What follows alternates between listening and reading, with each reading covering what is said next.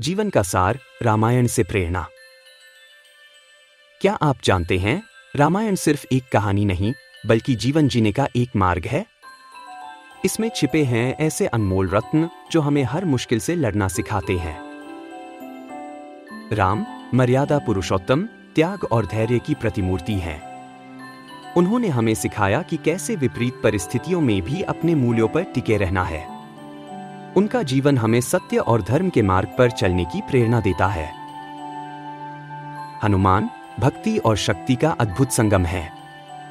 उनकी अटूट श्रद्धा और सेवा भाव हमें सिखाते हैं कि कैसे निस्वार्थ भाव से दूसरों की मदद करनी चाहिए। उनकी शक्ति हमें अपनी कमजोरियों पर विजय पाने की प्रेरणा देती है। सीता साहस और समर्पण का प्रतीक है।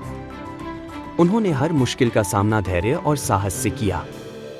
उनका जीवन हमें सिखाता है कि कैसे विपरीत परिस्थितियों में भी अपने आत्मसम्मान को बनाए रखना है।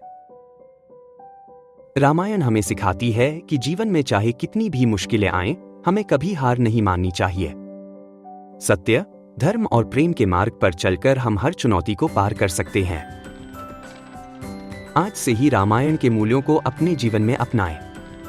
अपने कर्मों से दुनिया में रामराज्य स्थापित करें। इस वीडियो को शेयर करें और दूसरों को भी प्रेरित करें। जय श्री राम।